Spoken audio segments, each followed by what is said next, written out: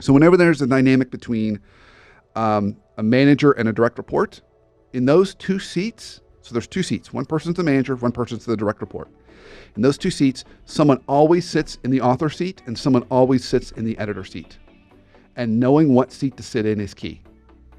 So if you're the leader and you've got a direct report, you always want to be sitting in the editor seat and have them sit in the author seat.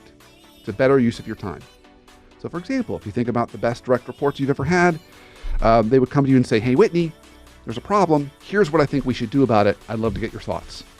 They're authoring and you're editing. Okay. You're not as effective direct reports are going to come to you and say, hey, Whitney, there's a problem. What do you want me to do about it? They're making you author, and then by definition, they get to edit. Well, it's not my fault it didn't work out that way. That's what she told me to do.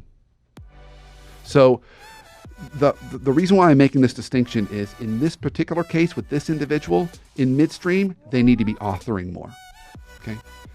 So we're at this place and I'm recommending we go down this direction, and I would love to get your thoughts on that. So be a little more prescriptive and wait for a reaction versus kind of this or this thoughts. I mean, a little more specific. Yeah. So you're saying, here's what I recommend we do. Any perspective you have on that. So a little more prescriptive, and it doesn't feel like that's exactly what they're doing. They're trying to gauge the expectations of the project while the project's already been going. So a little more of the authoring, and leaders you can drive better clarity that way, and they appreciate it. In general, you want to make your leader make their life easier, do less work. Don't force them to author. So that's how I would address this. So do a better job of setting expectations or clarifying expectations up front in the very beginning, and then along the way, author as much as possible so they're editing.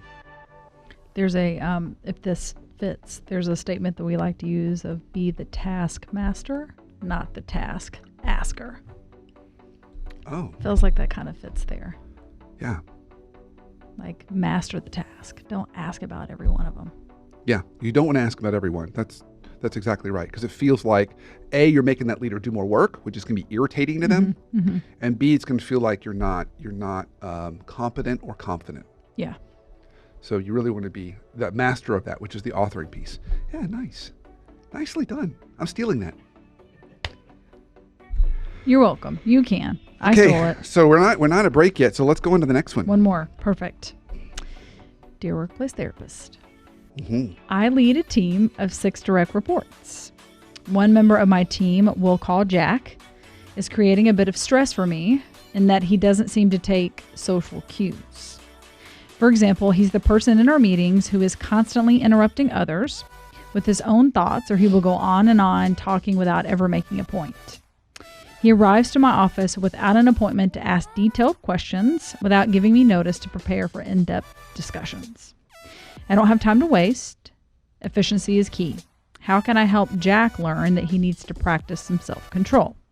Signed, please stop talking. Okay. So please stop talking. Yeah, we've got 2 things going on here with Jack, our friend Jack. So first is the interactions with their boss, with this individual, okay, who wrote this. And the second is in meetings. So those are 2 different dynamics. It's a similar pattern of just kind of not being focused and structured and respectful of people's time, but it's showing up in 2 different ways.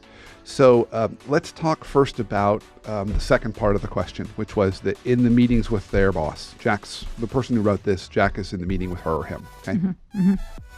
So what they need to be doing is to the easiest simple path is to take what we just talked about with author editor.